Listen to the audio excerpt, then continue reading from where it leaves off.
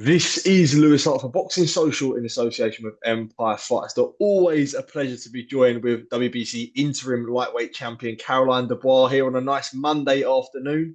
It was a big weekend of boxing that I'm sure we'll get into. Before we do all start, how's things? How are you? Yeah, all been good. Just enjoying having the late since obviously Shane's not in. So just have been able to stay in bed for a little bit longer and just start the day a little bit later is always nice. And I'm ready to crack on now, get back in the gym and just hopefully get fight date announced and be fighting and be on telly. Obviously, women's boxing has gone through the roof and you just want to be a part of that action when things like that happens and big movements happen. You want to be part of the action. You want to be in people's mind and in that space. Absolutely, for sure. And I guess just before we do sort of touch on the weekend, obviously, mad to say, but the year is coming to a close. 2024 is coming to a close. It feels like it just started about a couple of months ago. But yeah, I know when you looked at this year, it was always a massive year for yourself where you did want to almost sort of make a statement on a world level. And before, as the year before sort of comes to a close, you happy with how everything went? I'm happy with everything, how everything went. I feel like I've had a probably one of my most quietest year so far.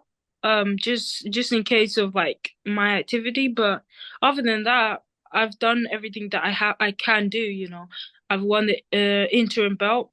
I've fought some good champions and some good opponents. I've increased my experience, increased my abilities, and yeah, I think next year is going to be a better year for me. I would say I've had a quite quiet year this year, and I think next year is going to be a way more exciting and better year. Absolutely, for sure. And yeah, just moving on from that, you mentioned there about sort of the gym being a bit of a quiet one. Obviously, I know you had Chris and Shane in Saudi a week just gone. Yeah, obviously it wasn't meant to be for Chris. But as I say, like still, nothing to be ashamed of with that performance. Yeah, I'm sure as a stablemate and a gym mate of his, you're very proud of Chris, I'm sure.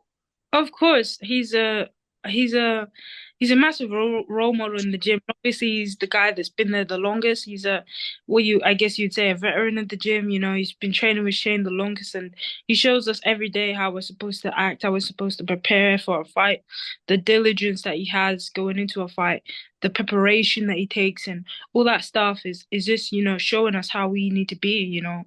Um and I think obviously the fight didn't go the way that he would have wanted it. I know, like, genuinely, he isn't someone that would turn up thinking, oh, I'll just try my best. Like, he turned up believing he's gonna win the fight.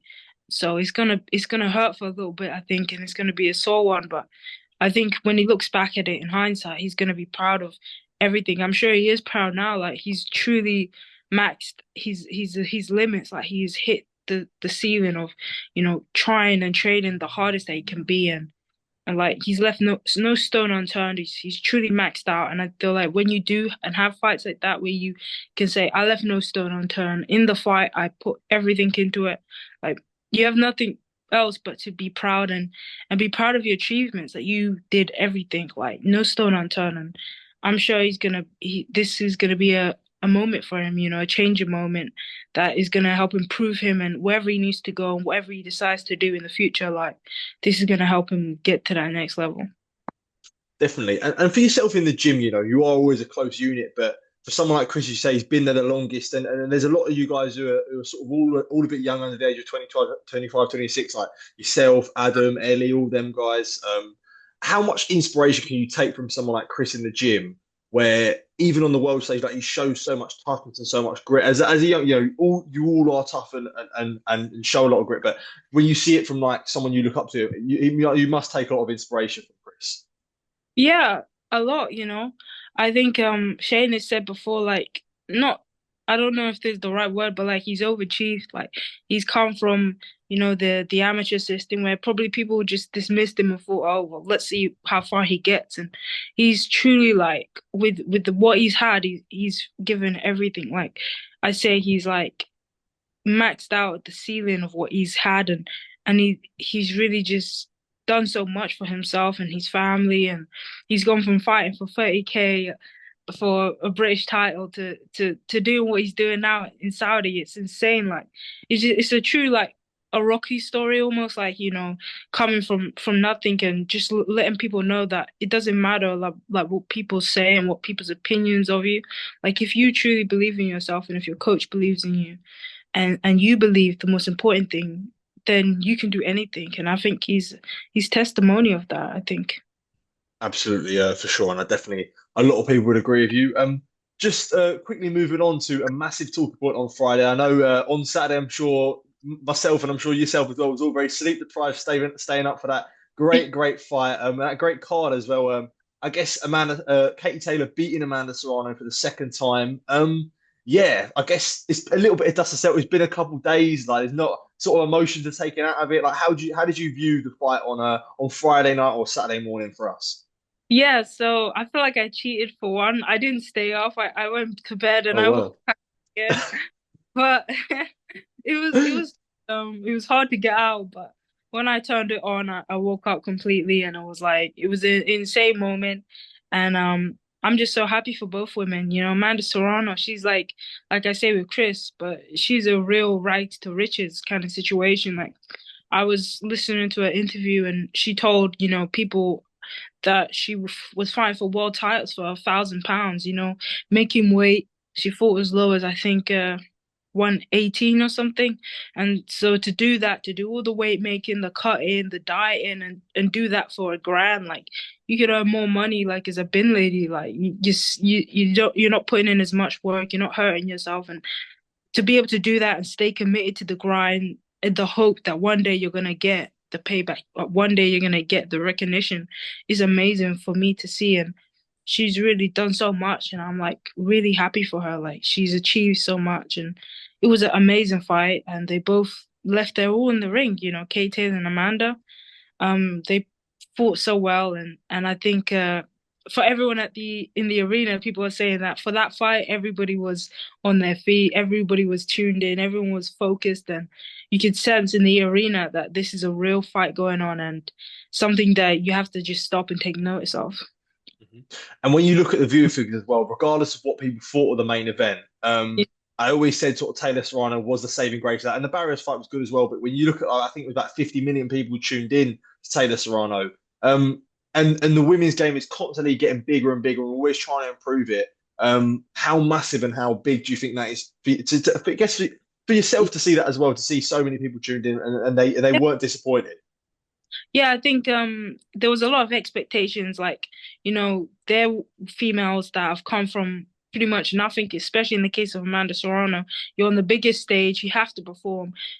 Netflix is a big show, and it's a big thing that a lot of people have in their homes. Everybody has Netflix, so there's a lot of pressure. You're going to get a lot of eyeballs, and you have to perform, because if you don't perform, you're going to have 50 million people criticizing and saying, oh, why is women boxing on this card, and all that stuff. So they really came out and they showed out. And I think with 50, when I saw that number that 50 million people had tuned in to watch a female shot, I was just blown away by it. I was so happy for them. And I think people know about women's boxing. It's here to stay. And now it's getting the viewership. Now it's getting the recognition, and it's getting, the respect that it deserves. And people like women like Amanda Serrano, Kay Taylor, Crusher Shields, they've all come slightly before me. So they're just pushing that door a little bit open, a little bit more wider, so that when I come through and when other girls come through that are after me, that is open, and it's going to be a lot more easier for us to get the recognition. And I think with Jake Paul, he's shown that it doesn't really matter about the fight. Like Jake Paul and Mike Tyson, with all respect, is like 58-year-old man fighting a 27-year. Like think about it, it's insane. But still, people tuned in. It's about the promotion. It's about the story. It's about the promoters putting attention behind the fight. It's about people giving people the opportunity to watch the fight. And once you see it, then you just appreciate it. And I think Jake Paul showed you like the ability of good promotion, and I think he did a great job for himself, obviously, and for women's boxing. So I'm very happy about that. And I was blown away when I saw those numbers, but I'm very happy. Yeah. Out of interest, what did you make, I guess, of the scorecards? Like, how did you score the fight, and how did you sort of see the fight playing out? I know it was a one of controversy. I think for myself, I speak my opinion. I think I had Katie win. I'm pretty sure I saw your tweet. You had Katie win as well. So no complaints from from the winner there. I think the judges, all three of them, had it like by one round. By one round, it was, I think, I can't remember the exact scorecard. 95, 94. That was it. Yeah. 95, 90 or Yeah. something. Yeah, Yeah. 95, 94. So I think I had Katie Taylor winning. Yeah, I think Amanda Serrano is very good at doing one thing. She's very good at coming forward, putting her punches together, and just putting her punches together, and that's all great and all. But she doesn't move her head. She was just so happy to take punches, and I think she kind of overestimated her chin, and I guess she thinks to herself that I hit hard, and I've never been hurt before, so I can take whatever you're giving me, and I'm gonna hit you back. And while that's all good, like the chances of her knocking out Katie Taylor are very slim. So I think she kind of lost track of the mindset that this is going to go to the scorecards. And while you're hitting Katie Taylor with punches, she's hitting you back.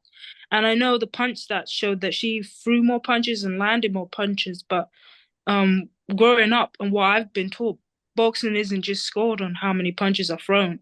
It's scored on generalmanship. So how are you moving? Is your movement effective? Is scored on who is thrown with more intent and whose punches have more intent. Like if I throw five jabs and hit you with like five jabs and they all land and connect, and then you throw one big overhand right that whacks my head back, my head snapped back, and you can tell it had an effect on me. That those five jabs are kind of overruled by that one big punch that got your head to snap back. And I think with that fight, Amanda Serrano's throwing a lot of consistent work, but every once in a while she was ripping in a really good uppercut. But a lot of the work was very consistent, very methodonous. Whereas Katie Taylor would have these spurts, and every time she would throw, because Amanda Serrano was walking in and walking in, her head was snapping back, and I kept seeing her head snap back, and I just think for me, that was the lasting effect of seeing her head snap back. And from what I've known growing up with the 10-9 must system is that the punches, it has to have an intent and you have to see the effect that they are having.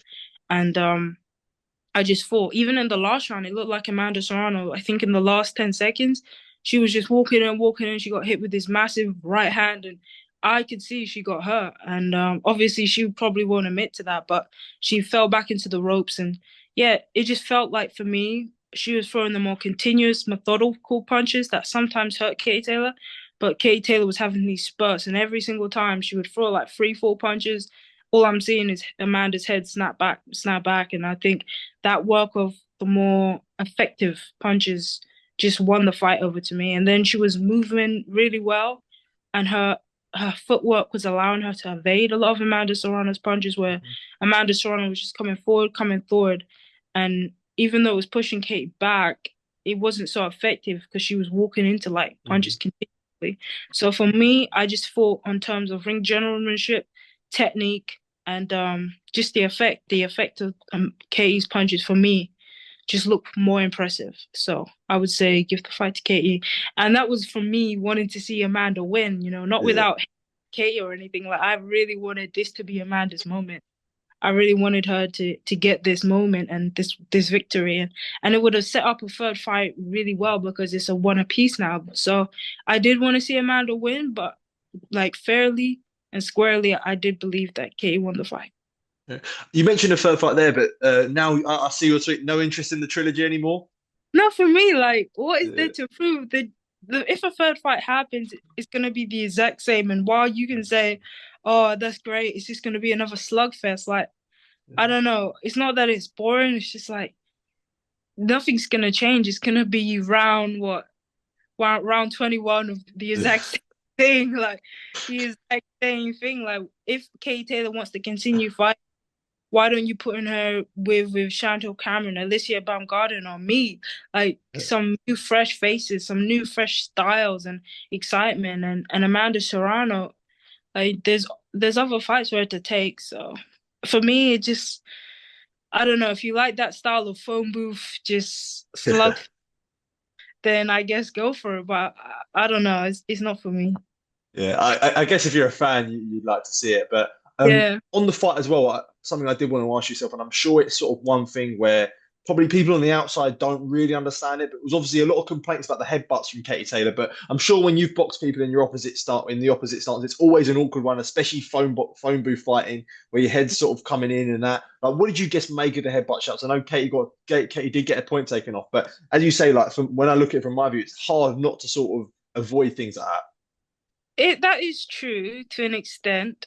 I think Alicia Baumgartner said that Katie has a really bad habit, and I think that put it perfectly. Like with Southpaw and Orthodox fighters, there's always going to be a clash, be it with the foot, like somebody stepping on somebody's foot, or somebody clashing, or the fight can sometimes be boring because the styles don't mash well. And I just think it's a really bad habit, and I think she needs to be called up on it because you are responsible for what happens in the ring. Like if you're a fighter and your tactics are to go to the body, like to target the body and slow someone down and hurt them, but every once in a while your punches are straying below the belt, you are responsible to making sure that doesn't happen because it's illegal and you're not supposed to do it. Or if you're fighting a southpaw fighter and you're orthodox and you keep stepping on somebody's foot, even though it may not be intentional, you are responsible for what you're doing and you can get called up on it and have a point deducted.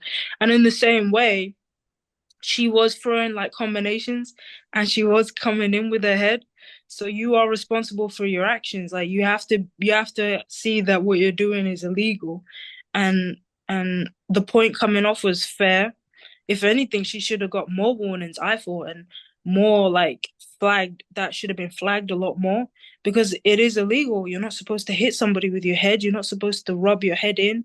And I think after the fight, they were talking about it, and it cut to a scene of her literally just coming in with her head and Yeah, rubbing her head. Like, that is illegal. You're not supposed to do that, regardless of whether somebody's a southpaw and you're orthodox or vice versa. That is an illegal like action. So you just need to be mindful that what you're doing is illegal and make sure it doesn't happen again.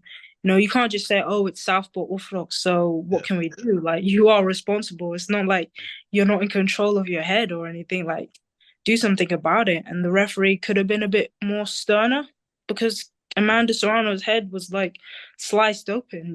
It's not yeah, like she didn't get injured from it. She did get injured. I don't know if it was intentional, but I do know it's a bad habit and you just have to be on it. Like if somebody's stepping on your foot, whether it's intentional or not, the referee's got to warn you and make sure you're not doing it. And you have to be mindful that you don't do it again. So I'm not sure if it's intentional or really bad habit that she has, but she does do it a lot. So I don't know.